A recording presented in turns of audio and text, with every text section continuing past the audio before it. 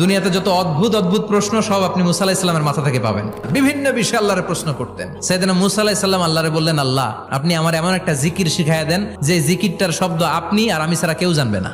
দিনে রাতে সব সময় এই জিকির আমি করব, আপনারে ডাকবো, কিন্তু শর্ত হলো এই জিকিরটা জানবে শুধু আপনি আর জানবো শুধু আমি। আল্লাহ বললেন, মুসা পড়ো লা ইলাহা ইল্লাল্লাহ। মুসা আলাইহিস সালাম কয়, মাবুদ এটা তো জাতীয় জিকির, সবাই জানে। আমি তো চাইছি এক্সেলেন্ট একটা জিকির, কারো কাছে নাই, শুধু আমি জানবো আর আমি পড়বো।